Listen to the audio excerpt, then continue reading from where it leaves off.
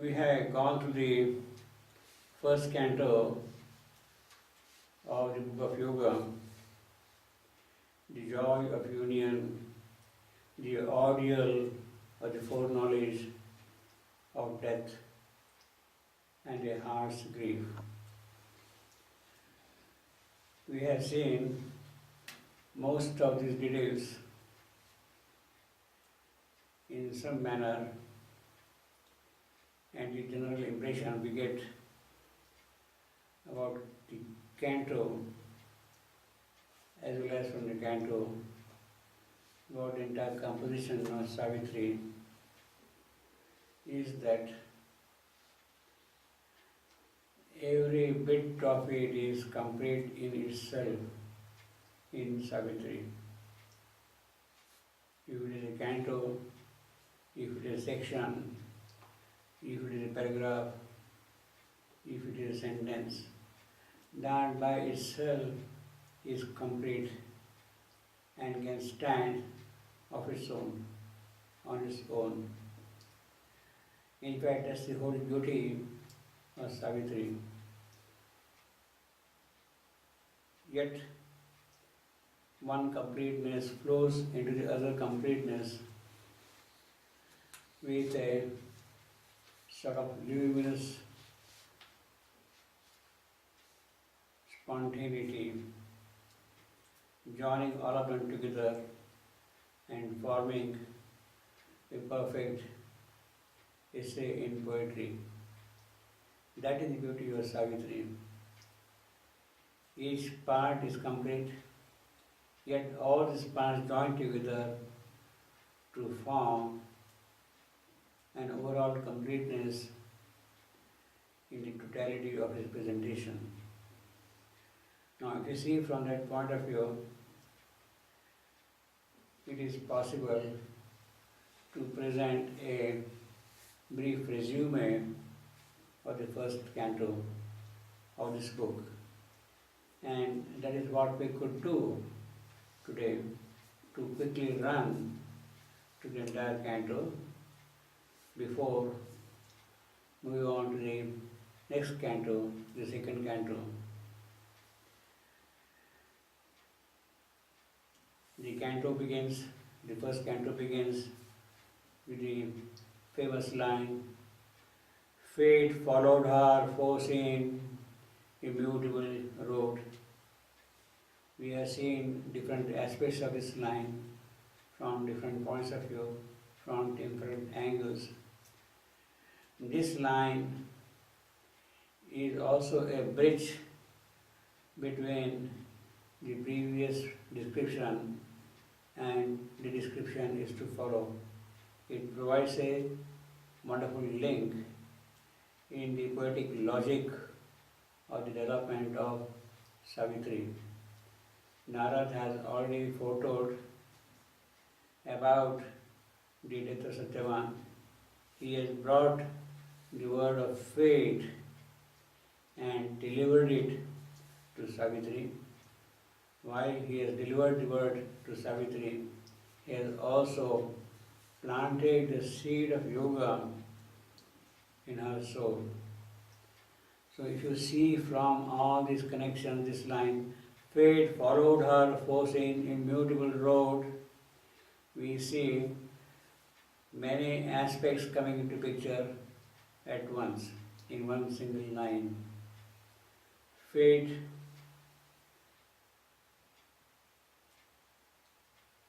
as a universal force governs the cosmic events.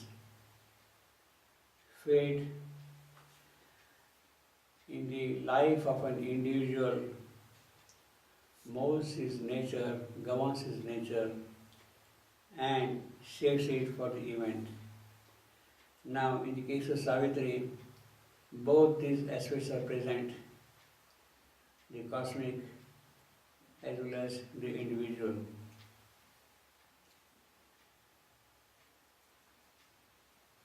While it is decreed that Satyavan must die, it is fated that this must happen, yet the greater spirits can reverse this fate. The beauty of fate is that although our free will is governed by nature and fate, it also gives us a scope for things to happen in our free will.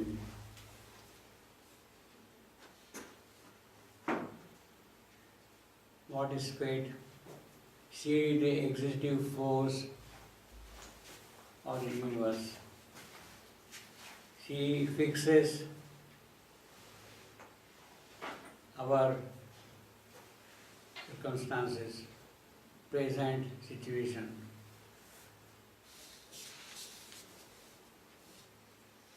She determines the events in the life of man. That is the nature of fate. But the greater spirits can change that fate. In the context of fate, we have also seen about Theon's idea of the origin of death. According to him, it is falsehood that created death. Falsehood is the source of death. But Savitri has just the opposite view of it. It is death who has created falsehood. So in that sense, death becomes more important in the life and work of Savitri. If you are able to knock off death, it means you are able to knock off falsehood. And that is what this greater spirit has come here to do. Savitri can change fate. It means that it can knock off death. It can remove, as a result of that, falsehood of this world itself. That is the entire thrust of the opening passage of this canto. The greater spirits can change the balance of fate, can reverse the balance of fate, and make the soul the artist of its fate. And Savitri is that great spirit. She has come for that purpose. Now, after having made this introductory statement, the poet moves on with the story of Savitri. Yes, she is here now. She is going to change fate. That is fixed, that is decided, that is done in a certain sense. Therefore, all is fulfilled that Savitri had desired. She wanted to marry Satyavan, and that desire is fulfilled. But all is fulfilled that Savitri desired also means that she is going to conquer death. She is going to change her fate. And the poet is already telling you in advance that yes, this is what is going to happen shortly. All is fulfilled that Savitri's heart had desired.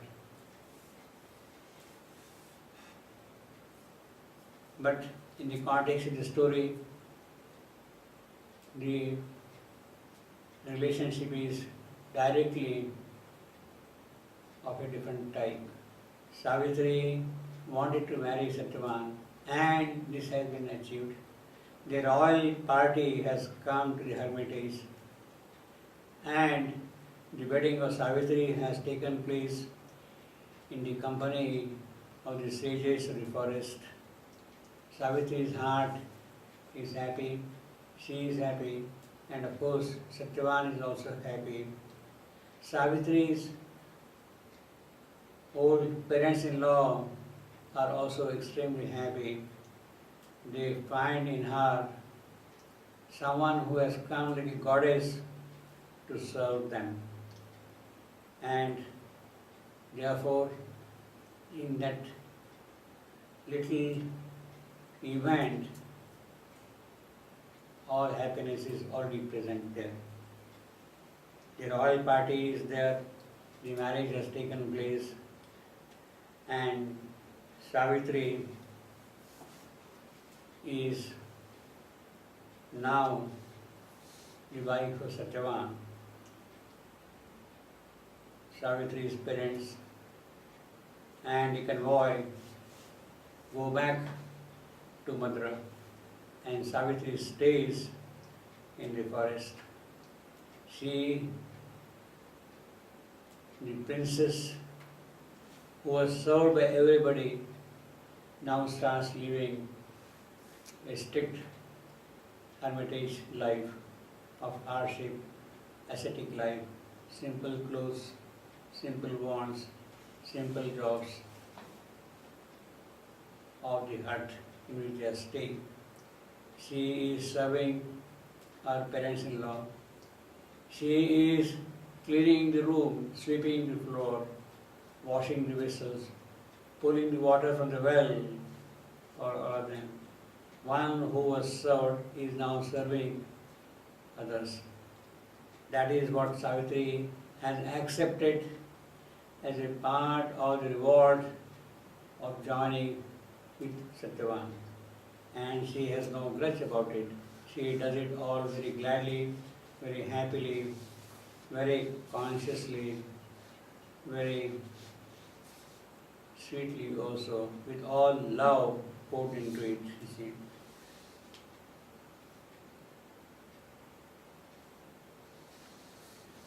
Obviously, Savitri considers her living with Satyavan as a precious joy. She is enjoying the marital life of the early days, and she has forgotten everything in the company of Satyavan. But this cannot be for too long. The date fixed by Narad keeps on haunting her, and she knows that pretty soon her husband will be no more there, and she has not prepared herself in any way to meet the eventuality of his death.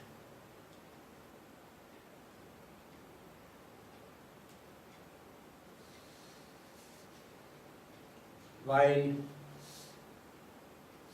this is happening, Savitri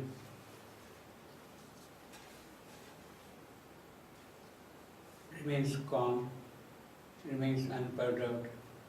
Her immobile spirit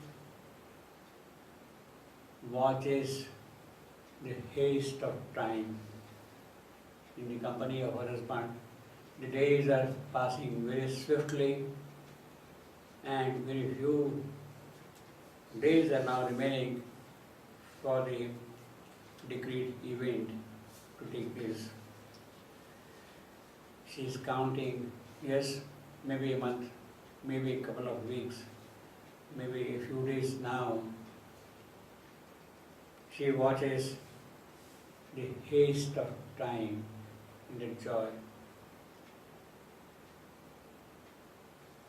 She remembers Narad's date. So under these conditions, Savitri is in a mixed state of happiness and of grief, intense grief, without any solution to come out of it. The foreboding is there, the sorrow, the terror, they are waiting at her doorsteps.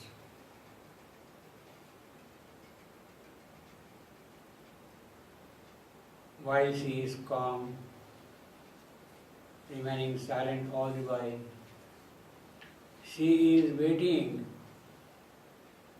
for some voice to tell her how to proceed further. But there is no response. There is absolutely no response at all. And under that condition, Savitri, let us read some of these passages.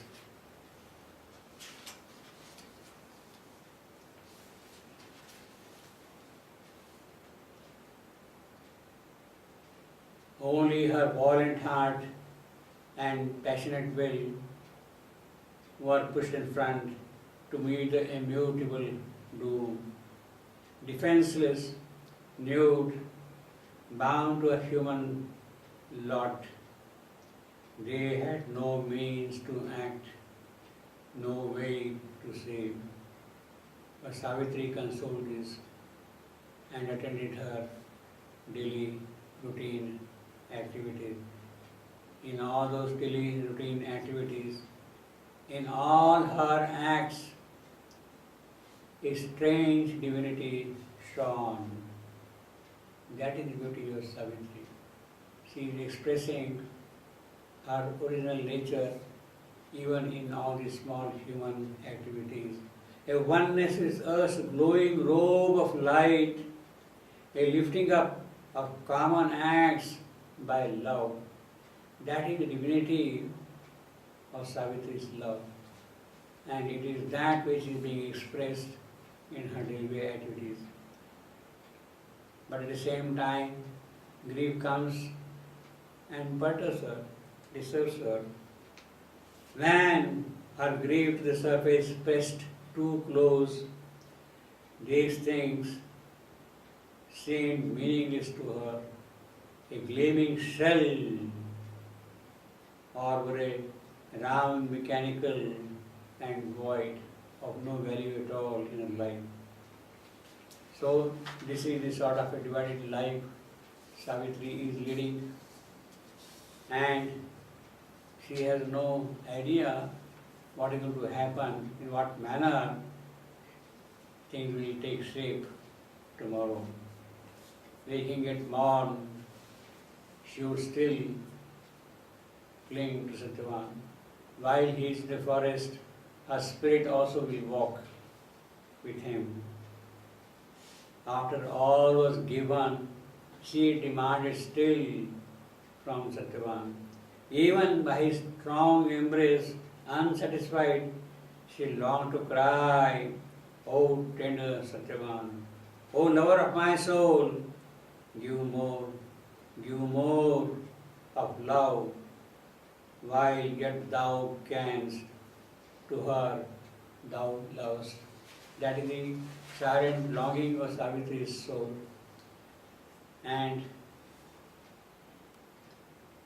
she is waiting for a response from him. But Satyavan has the least idea of what is going to happen.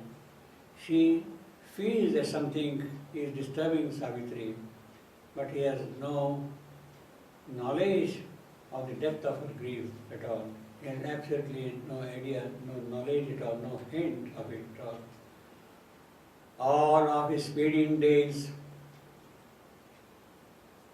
the time that he could spare for her, he gave to her and remained with her physically, mentally, in terms of the soul, in terms of the spirit, always.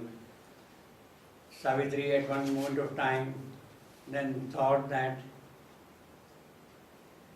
she would take the simple path of going away with Satyavan when his dead body is burning in the fire. That she rules out, because she has identified herself with the entire world, with the entire universe. She has not come here to walk away from grief and sorrow and difficulties and death present in this world. That is not the nature of Savitri at all. she cannot accept that condition at all. She has to be here. And therefore, she has to help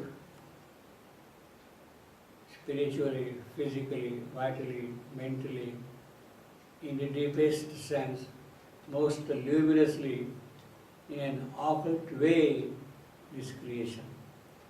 She demands the boon of joy and happiness and love from the Supreme for the sake of men on earth and earth's soul. That is her identity with this creation. And therefore, Savitri cannot imagine to walk away in any circumstance of that kind of way. While she is weighing all these pros and cons of her possible actions, what happens? The silent being within her remains silent. It does not tell anything to Savitri. Savitri, do this, Savitri, do that, Savitri, do that. Nothing, no response is there. Savitri, under that condition, makes her life an offering to the Yajna Purusha of this creation. She lights the fire of Yajna and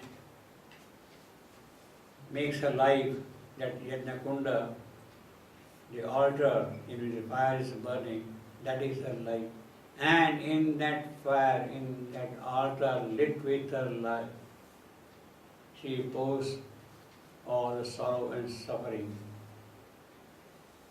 She has offered everything of us now to the Yajna Purusha.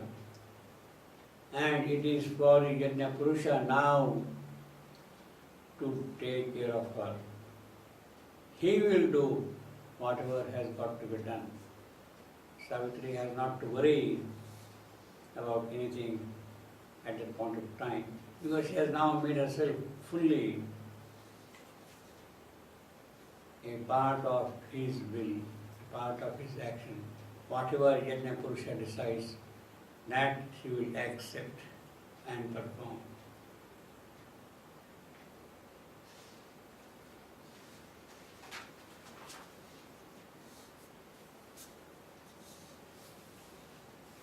Yet, Savitri cannot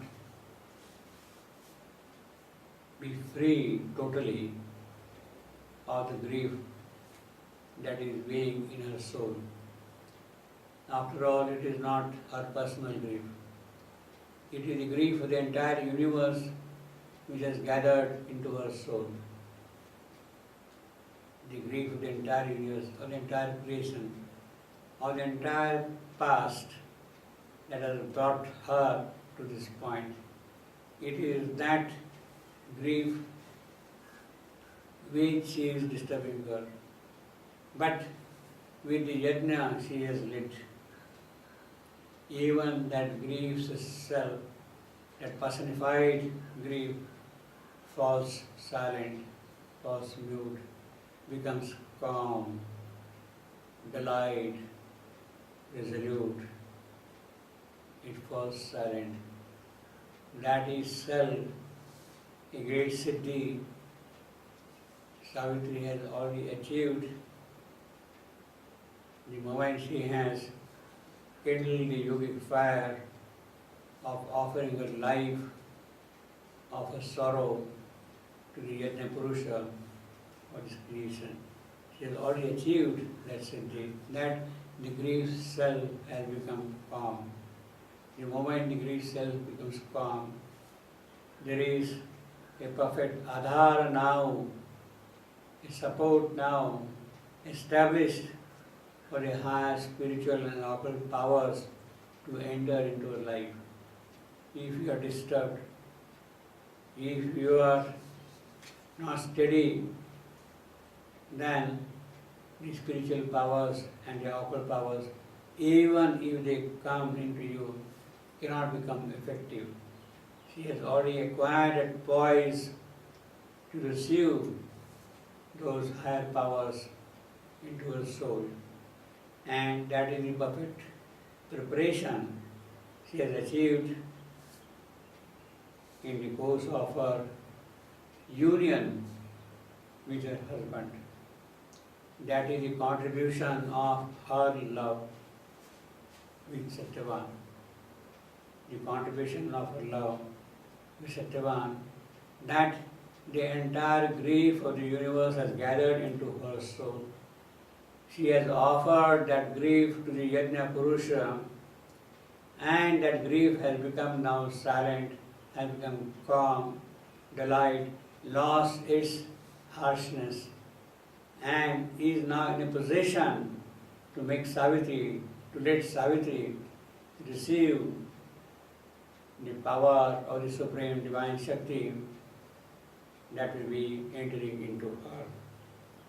With that, the year is almost coming to an end. The rains which were rushing, the wild winds which are rushing in the forest, they have fallen silent. The year now paused upon the brink of change. No more the storms sailed with stupendous wings, and thunder strode in wrath across the world. And still was heard a muttering in the sky, and rain dripped wearily to the mournful air, and grey slow drifting clouds shut in the earth. They were closed in. The clouds closed in the earth in them. So her grief's heavy sky shut in her heart. Her heart is now shut in the grief. And therefore she has become very quiet, very calm, well poised, luminously poised to receive the descent of the higher powers which she required in the course of time, in the course of a yuga. A still self hid behind but gave no hint. Only in the privacy of his brooding pain, her human heart spoke to the body's fate. Yes, year has come to a stop. Savitri has already performed the vow of the 3 nights, 3 Ratra Vrata, and nothing is going to disturb her now.